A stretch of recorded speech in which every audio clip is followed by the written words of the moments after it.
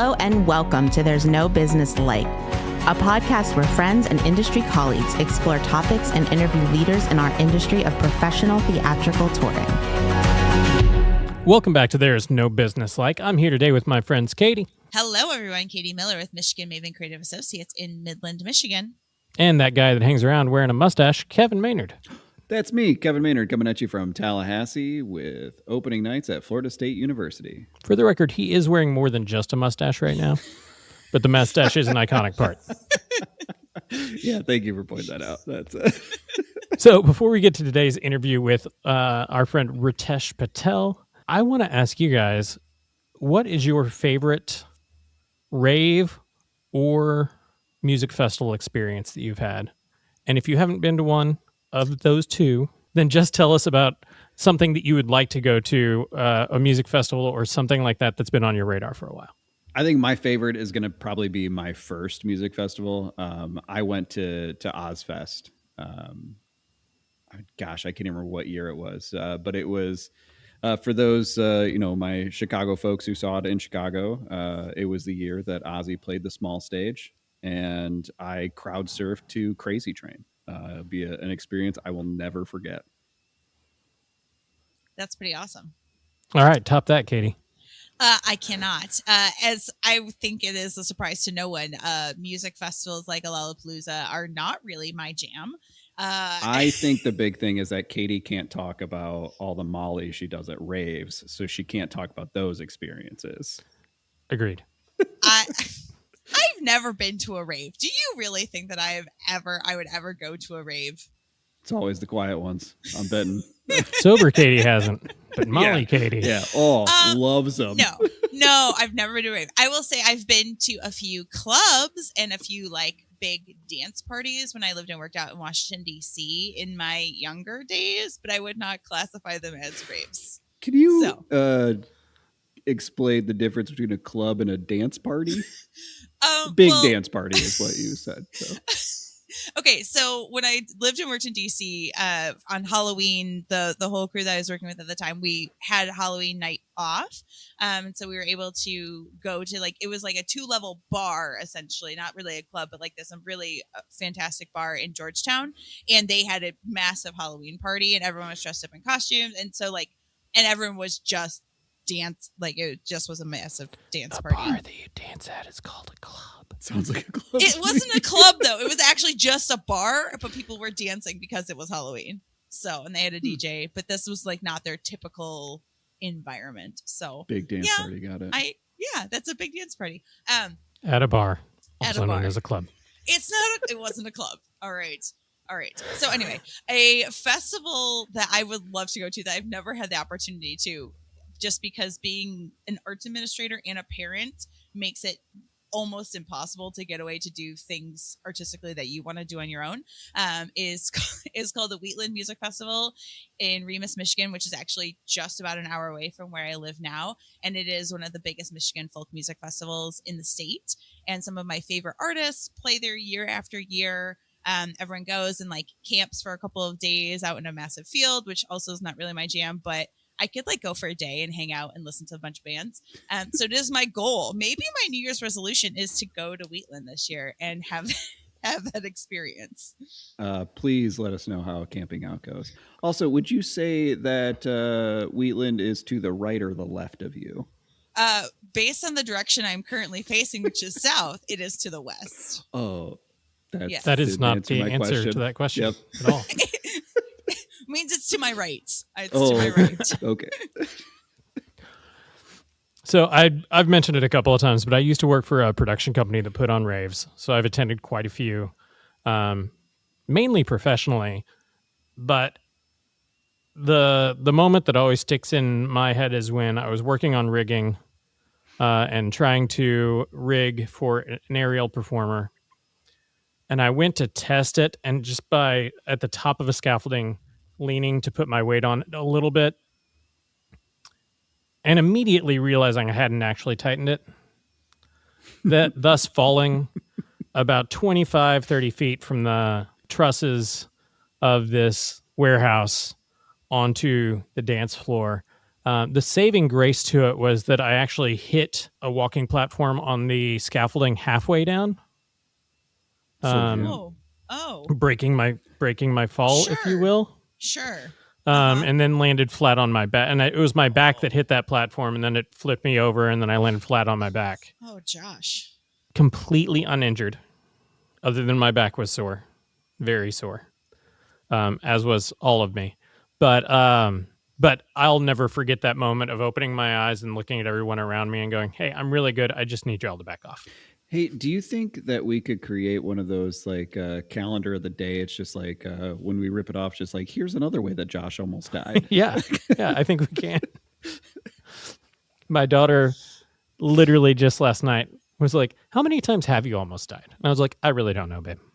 This is why the calendar is going to be helpful for her as well. So. Well, our interview this week is with our friend Ritesh Patel. And he is the founder of Ticket Fairy and also produces 2 international music festivals that he'll tell you about as we are in this interview.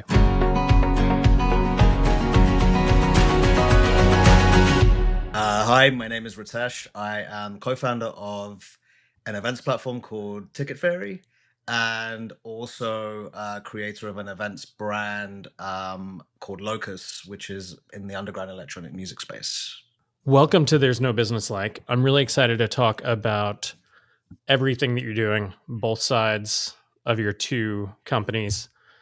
Let's jump in and just, how did you get involved or interested in the entertainment field to begin with? Like, where did you start?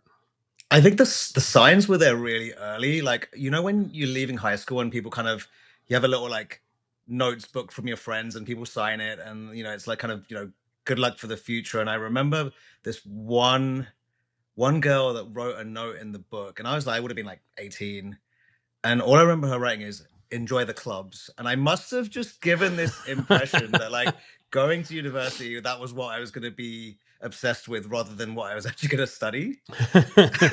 So it was, I'm sure the signs were there really early. I had very undiagnosed ADHD back then, so I missed the deadline for applying for accommodation quite significantly, even though I had loads of notice. And they were like, "Well, we don't have anything left, but we have this one house on the edge of town that we can put you in." I was like, "All right, fine." So then we, you know, like my folks drive me down and we get there, and I was like, "This house sucks. Like it's falling apart." That was probably a blessing in disguise, because it was like, basically, rather than living in amongst all the first year students, I got put into a house that was like 35 dudes, almost like frat house like. And I was like, "Oh, this sucks." And then I realized that there were people in the house that were really interested in music. And one of the guys had brought a set of turntables and had a sound system. And the entrance to the house, like, you know, if it's a plush ornate house, it's, you know, you kind of think, okay, you can't wreck this place. But it was like really not very well maintained. And you walked in and there was this really big, like square space. And I was like, "Oh, that looks like a dance floor."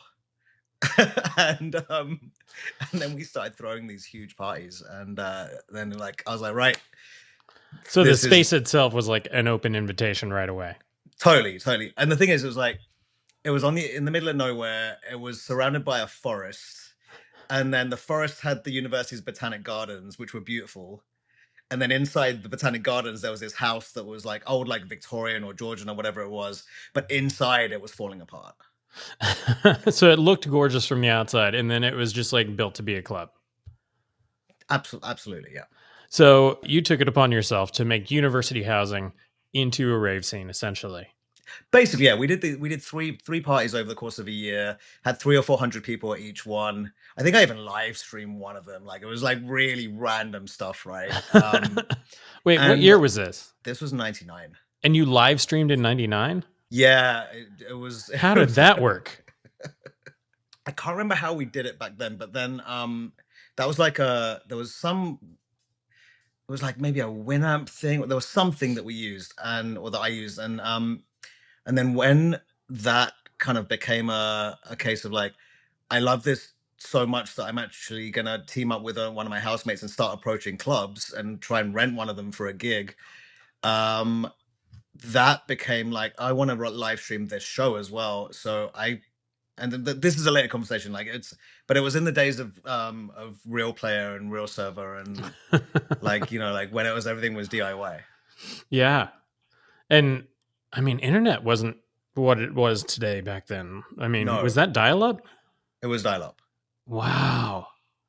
I'm just astounded that you could stream anything over dial up. You can't do video, but you can do audio pretty well. Wow. That's amazing. Talk about before your time. I mean, look, I started coding when I was 9 years old in 1989, when like you had to save your code to tape. Yeah. So like seeing the internet actually evolve, like I was writing software in 93, directly dialing into people's computers when internet wasn't really a thing, got on the actual internet in 1993. Started building tech. So like, by the time you get to like 16 or 17, you're kind of like, oh, I'm bored of this. Like it's time to get into the music scene instead. So I think that's a perfect bridge into, you're obviously a tech guy and somebody that was passionate about music and promoting music. Where did it start for you, for Ticket Fairy to become something? I scraped through my degree, just not because I wasn't good at it, just because I was like, now I know that the undiagnosed ADHD was what it was. But like back then it was like, well, I'm not interested in studying, so I'm not going to do it, right? Like it's like if you figure out, like when you look back 30 years or 20 years or whatever it was, that's why you like the study had no real interest. But I got the degree. I was, throughout my entire university course, I was throwing parties, and so it was kind of like, all right, well, wake up at 5 p.m., throw a gig, go to events, barely study, right? And it's like, well, even after I graduated, I was working a tech job, so I was doing corporate IT at the BBC. Then went and became a developer at a branding agency and started building brochure sites for some of the big brands. Moved to Australia and then joined ad tech companies, becoming a back-end developer and building their data and infrastructure, and looking at like how online marketing and attribution worked and cookies and how ad networks work. And the whole time I was also doing a full-time thing, essentially throwing gigs. And so, you know, 9 years into that process, or 9 or 10 years into that process, you're kind of like, all right, well, I've been coding for 15 or 16 years at this point, been throwing gigs for a decade at this point. Maybe it was even longer than that, but throwing gigs for a decade. This stuff is really hard, right? Like, I think at the point Ticket Fairy became an idea, I had thrown 400 plus shows, and it was like, well, when you realize how difficult it is to be a promoter, and how like you're bottom of the food chain, you can barely scrape even on your costs. A gig that you thought was going to go really well bombs for whatever reason. You're subsidizing it with a day job. You kind of like, you feel that pain over a really long period of time, right? And then I was sitting on the bus on after a conference on a random Sunday afternoon, and there was this like light bulb moment where I was like, I think that there is an opportunity to use technology to help generate more revenue for shows. And it was like one of those things where when you've got two careers, suddenly there's an overlap that just like rushes itself into your head. When there's a gap in your brain, it rushes into your head, and you're kind of like, hallelujah, why has no one thought of this? And the thing that kind of rushed into my head was, well, every promoter has people that pay for their gig, right? Like they have people that come to their show. But what they need is more of those people.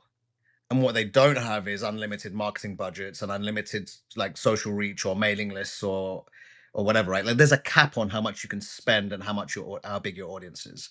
So if you're exhausting that resource and you still can't make enough money, obviously there's a problem. But that doesn't mean there aren't more people out there that would love your show. It just means that you haven't been able to get to them, right? And so I was like, well, what if there was a ticketing workflow where you would take someone through the standard ticket buying process? They see a show, the promoter says, buy here. They go through the checkout process, they pay their money, they get their ticket because they like the artist or they like the brand or whatever it is. They've paid for their ticket. And at the point that they've secured the ticket, and the revenue's confirmed for the promoter, you tell the fan, great, you're going to the show because you like the look of the show, you've paid for it, you've committed. But wouldn't it be great if you could just go for free? How about we give you your money back if you can round up people and get them to buy to the show as well? And no one had done it before. They built there were companies that were building ambassador platforms on top of ticketing systems where you had people spamming 20 shows at once, but no one had ever done anything ever where you took someone who'd paid money for a gig that had skin in the game, that wanted to go to the show, whether they were going free or not. And then you give them the incentive to make their group bigger and go with other people. And then the promoter rewards them for that. And that's essentially a behavior that's already happening anyway. Exactly. They're already reaching out to friends. They're already saying, hey, let's do this show. Let's go to this show. Let's do this. Yeah. And the psychology is really nice, because if you don't get anyone else to go, that doesn't matter because you were going anyway, right? So that's fine. If you do get people to go, you've got a bigger group to go with, and you're going to have a better time, which is perfect. The promoter is the one struggling to break even. What they want is distribution. And basically this is providing them with distribution and reach to people that they've not been able to reach before. When we launched it, it started bringing in 10 to 20% more in sales. And a decade later, it still does that. And what does the engagement look like? Like, how many people actually follow up on that request? Most ticketing platforms, when you get to the confirmation page, the rest of it is all upsells, right? Like, book this hotel, buy this thing. And we don't do that. We kind of make the entire confirmation page all about the rewards and actually being able to get your money back. And because at the end of the day, it's kind of a, if you don't ask, you don't get type thing, right? If there's no call to action, someone's just going to close the tab and come back in 3 months to their email and grab the ticket.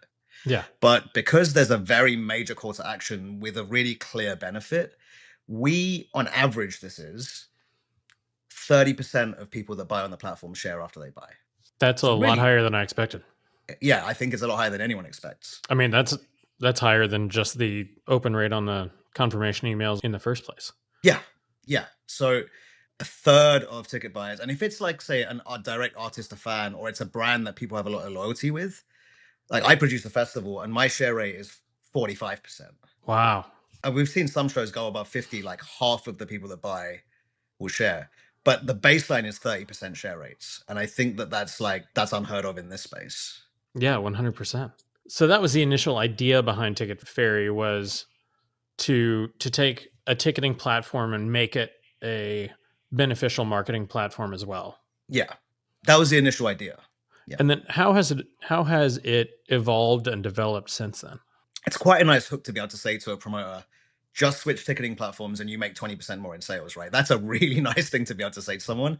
And everyone's like, that's impossible. How do you do that? And well, it's because you have this really nice closed loop system where you control all aspects of it, right? Like when someone refers a sale, you send out the messaging and say, hey, you've got a sale. Now you're this much closer to free money, and so on and so on. But what I think the big gap in the industry is that direct to consumer brands have all these different techniques that they use, different landing pages, different ways to optimize ads, like A/B testing, but promoters don't really have that expertise in house, right? So it was kind of like, well, if my job or if our job is to increase revenue for the promoter or the venue, then what we should really be doing is being their in-house data scientist, being the marketing platform, being the automation, and basically taking every single best practice there is that the huge brands use and actually building that into the platform as these are best practices. You don't have the budget for developers. You don't have the budget for in-house marketers like the big brands do, but why don't we make that into the product? So over the years, we've built a lot of stuff that's well, this is the right way to do it. This is how you track conversions. This is how you can build different landing pages for different audiences for the same show. This is how you track affiliates. This is inbuilt resale and how you can upsell people from early bird tickets to final release and take a spread rather than a scalper getting it. And the way it's kind of structured is there's probably 10 different places where there was margin to be unlocked. 5% here, 10% here, 20% here. That could double your revenue, but you just didn't know you could do it. And so that's what we've kind of done over the years, is like added in more and more layers that allow you to make more revenue without actually doing much more work or spending money on an expensive team. The back end of your platform, as far as say the promoter's interface, automatically shows them all of these data and analytics without them running any additional, reports or having to hunt any of that down. Exactly. We crunch all the numbers. We take on that role. We'll show them heat maps of where buyers are coming from. We'll show them where all the traffic's coming in, what the conversion rates are, what percentage of their buyers are sharing, what percentage of their entire revenue has come from their fans sharing. And we've seen shows where like 25% of the sales have come from the fans actually sharing out the gig. Automated reporting on affiliates and street teams and what that turns into revenue. There's a lot of stuff that we build in that allows a promoter or a venue to take action and like double down on what stuff is actually working. As a promoter, obviously, a lot less legwork because it's all there right for you. A lot less. With the advent of, not the advent, I mean, AI has been here for a little while now. But with the newfound prevalence of AI, what does AI look like as a future incorporation with your platform at this point? I don't know how much I can talk about right now, but we have a pretty major platform release coming up. And all I will say is that like everyone thinks we compete with Live Nation and Ticketmaster, and we don't, right? Like they have their own business, they have their own venues, they're the promoter, they have their own ticketing platforms. When someone asks me like, do you compete with Live Nation Ticketmaster? They expect that I'm going to say yes. And I'm kind of like, there's no point in even thinking about doing that. No one really does. No. That's the dumbest thing in the world, right? It doesn't work, right? Yeah. They're also the bank, right? They will cash flow all of their events and their venues and fund what they need, what needs paying for. So the way I position us is that we're that stack for everyone else, right? I want us to be able to provide AI leverage to independents and small teams to be able to do as much as the big companies can do. Now, I'm kind of being very coded here because like I'm not telling you exactly what it is, but think about the thousands of documents that live in email attachments. Think about everything that gets recorded manually in spreadsheets. Think about the things that get missed because people don't read things correctly, and an essential piece of equipment doesn't get hired for an artist that's performing, and then they have to cancel their show because like it was the interface between their equipment and the sound system or something like that. Yeah. Right? We're gonna solve all of that. And that's where it's going to get really, really interesting. That sounds really interesting. Really interested to talk to you again after that comes out. Yeah. It's really just a case of like, it's almost there. I just can't talk about it yet. At the very beginning of this, you also talked about your other company, which is a live event festival promotion company. Yeah, it started as underground raves when I was at university still. And that's when I live streamed that first show over dial-up. And then I took 10 years off doing those shows when starting Ticket Fairy because it was like, okay, all focus has to be on the tech platform. And then we rolled out. I moved to Mexico during COVID. We started living in Tulum, which is obviously like terrible. Living on the beach, that was horrible. It's a rough life. But the hotel I was living at has a venue, and managed to convince them to adopt the platform. And then it was kind of a snowball effect, and a lot of them, the venues started signing up as the and we became their ticketing platform, and we productized all the manual stuff they used to do, like table reservations used to be over WhatsApp, affiliate and concierge tracking was in spreadsheets, and we kind of built all their workflows to like run their entire teams of hundreds of concierges and all of the kind of referral marketing stuff that like, we really kind of modernized Tulum. And over time I was like, one of our clients from one of our very early clients is a bass music festival in Sardinia in Italy that's been using us since like 2014, which I go to every year still. And I was like, there's nothing like that in that genre of music in the Americas.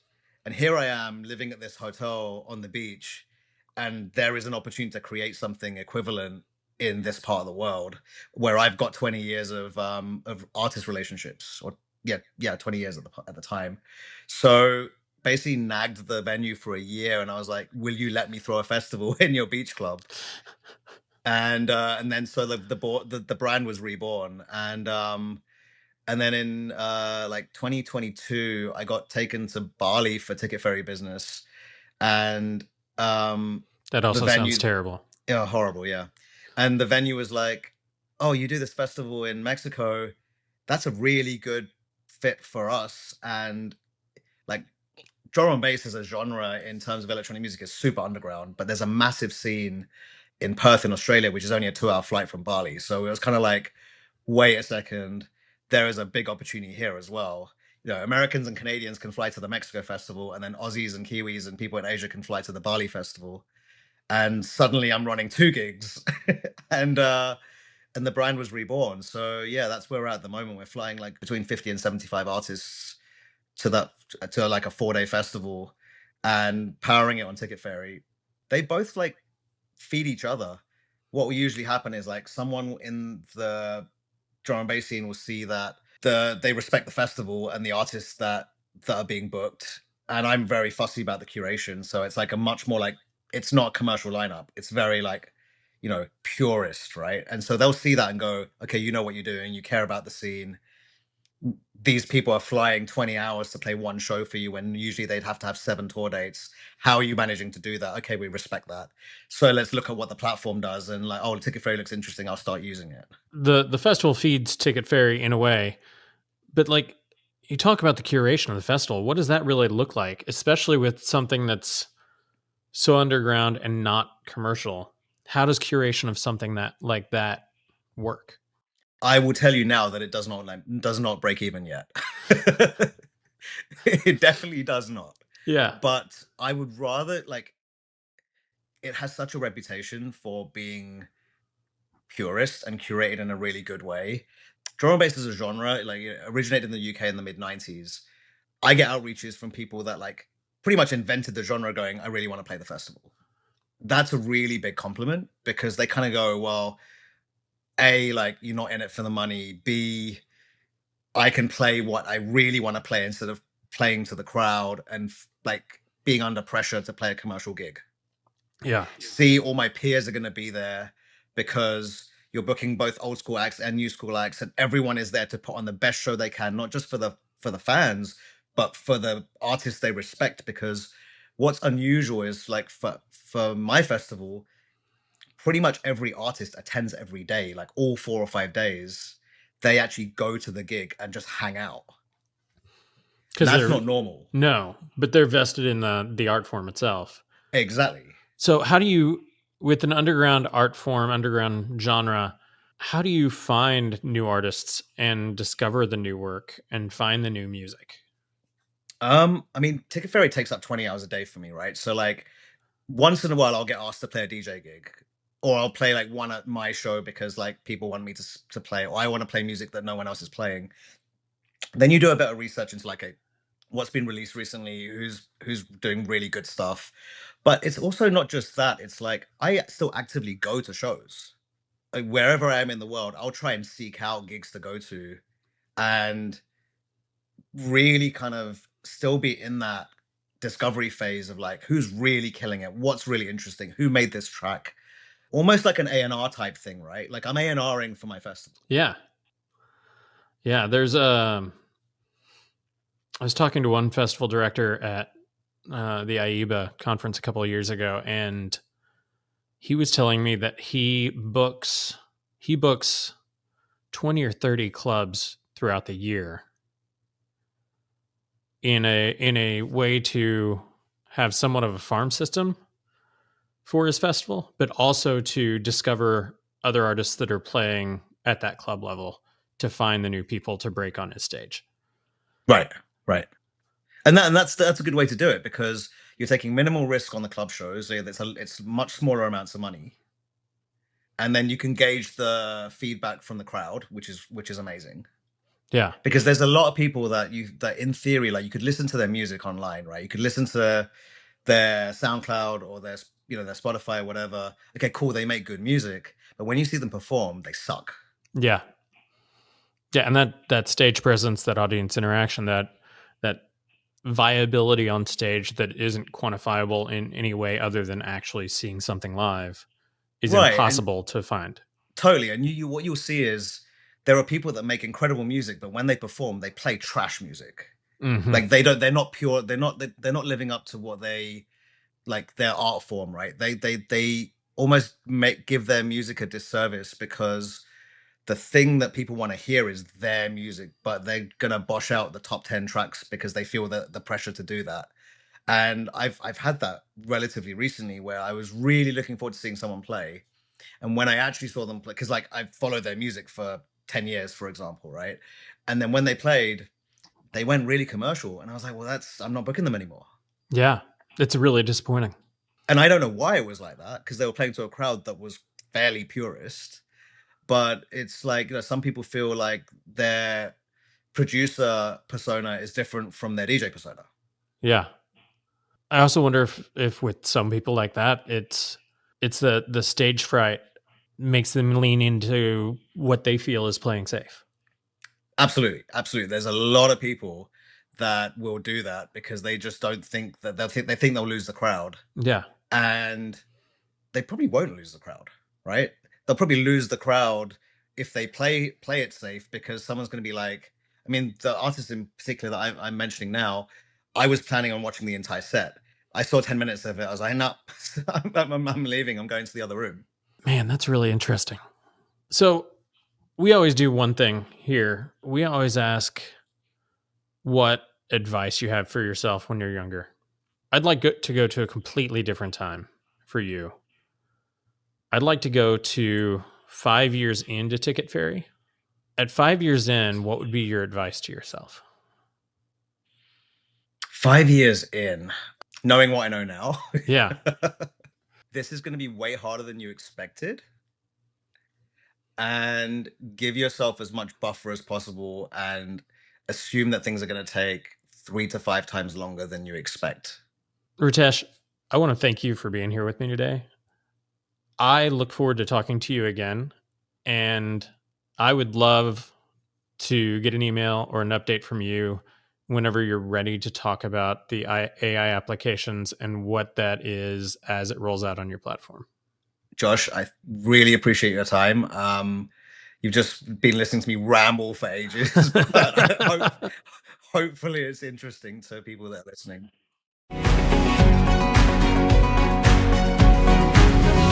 Josh, thanks for sitting down with Ritesh. This was really interesting to learn about the technical side of his platform.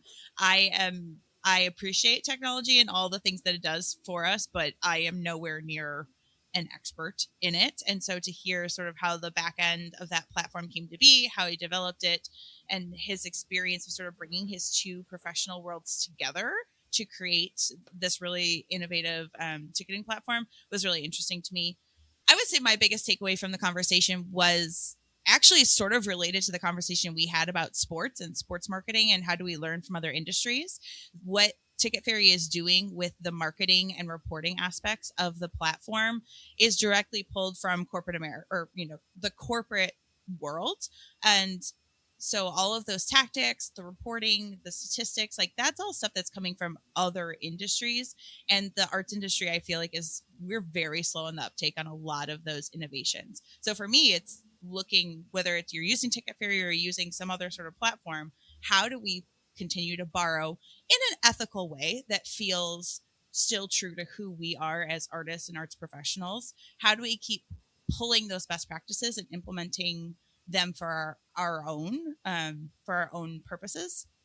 That was really something I was like, oh yeah, like there's a lot more we could be doing with stats and reporting, and those, like, I always get those like, there's something in your cart emails, like, did you forget something in your cart? Like, how are we implementing some of those like sales tactics in a way that we can up our sales and remind people that we're still here without it also feeling icky? I feel like sometimes that stuff feels a little like towing a line between like too corporate and the arts. So that was my big takeaway from the conversation.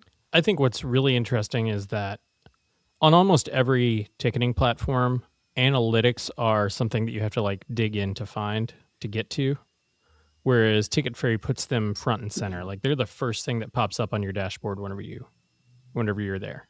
Yeah, I think that's one of the really interesting parts to me is a lot of ticketing platforms, especially, like, you can get all sorts of data. You can program to get all sorts of data.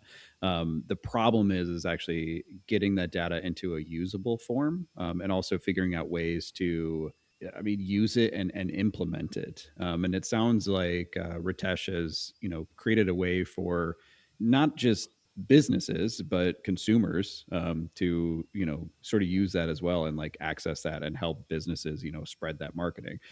So that's really interesting. For similar to you, Josh, and I'm sure Katie, are really interested for the next conversation with Ritesh to know what those AI tie-ins are, because it sounds, a lot like it's going to be tying into the, the contract or the venue management side, or the production side more specifically, which sounds really interesting. That led me like down this whole rabbit hole of like, what could we be using AI in that instance for, to see what we're missing. So it sounds like that's something that they're working on to integrate in, which We had a quick chat off recording, off record, where he told me some of the things, and it is very much geared in that direction, with some things that I wouldn't have even thought of. So it's cool. But I'm very, very excited to see where they go, and using AI to actually streamline things within our industry is exactly where that technology needs to be headed.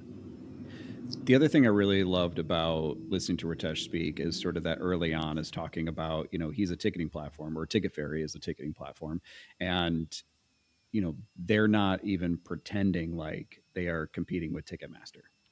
I love that from the outset, to basically be like, no, like, we're not competing with them. We're not a competitor. Like, we are something different. We're focusing on a different market to better serve a different market. So we're not even like entering that realm. I love, just thinking about it that way, instead of trying to loop all of our ticket platforms into one thing. That is one thing. And, so everybody goes, oh, it's a ticketing platform, so clearly it's competing with all of them. And the reality is it's not. It works for different markets. I was also really intrigued and excited to hear and learn a little bit more about putting on a remote international festival and what that looks like. That is mind-numbing to me. The sourcing of gear and equipment and everything else to a remote island, and to, Bali or to Tulum, and curating something out of nothing that's there. That's the part that I was really, really intrigued by in this interview.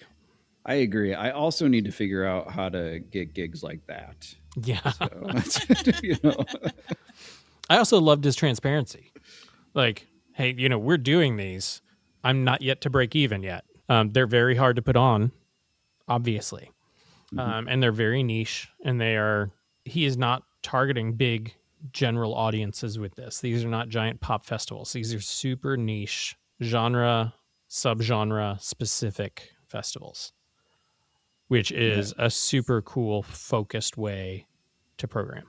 Yeah, and it was also interesting listening to him and you talk about the sort of the transition from some artist to a different genre or to a more commercial aspect, and how, it can change the music or change the art form, to where you go, oh, this doesn't fit anymore. Mm-hmm. Can we also talk about having the foresight to stream something over dial-up back in '99? Yeah. I mean, that's wild. I really loved Ritesh's advice right at the end of what he would tell his younger self, and that, assume things will take 3 to 5 times longer than you expect. On a personal level, like, that is me to a T. Like, I'm always like, oh, this will take a couple hours. Like, when we're talking about smaller projects, and then I'm there for, 2 days going, I still haven't figured this thing out.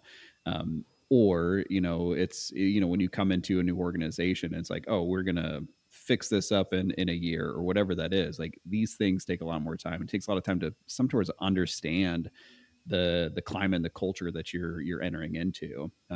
So I think that that's a good piece of advice, especially for new people in the industry or new people in a role, to really take into account that it's gonna take longer. And I also think, to tag on to that, like, manage your own expectations and don't compare yourselves to others. Like, you don't know what it took to get to where to fix what they're working on.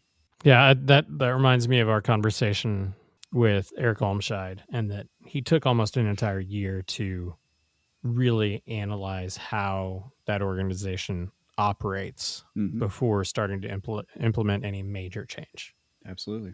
That's not saying you don't make minor changes along the way whenever you see an immediate problem that can be fixed easily.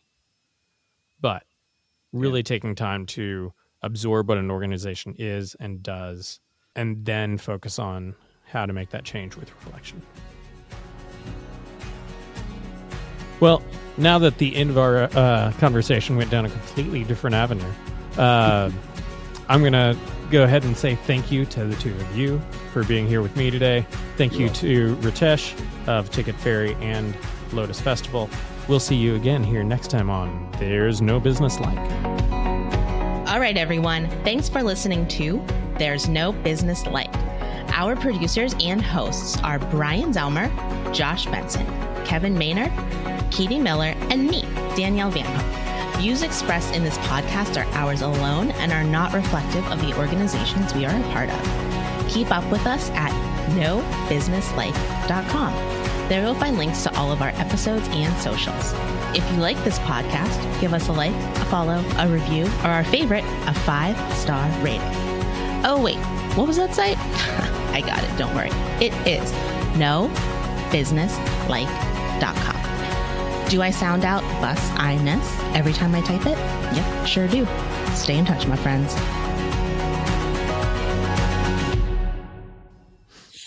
Well, no, that doesn't really count. No. Was it a folk festival? Michigan artist only. No, there is one that's literally an hour that way that I have wanted to go to for years that I've never been able to go to. None of this surprises me. Also, I like that you just pointed. You're like, it's an hour that way. It is an hour. It's literally an hour that way. Yeah. Whatever way that is. Point still fucking stands. West. It's an hour west of here. That's north behind me, and that's west. Oh, weird. Super disappointed you don't have a compass floating above your head at all times. Yeah. I just told you it's north. North is behind me because my house faces north, and that's west. So anyway. So that's the front of your house behind you? Yeah. Oh. That's my front window. Now that we know that directions work different in Michigan, let's jump into recording. Okay.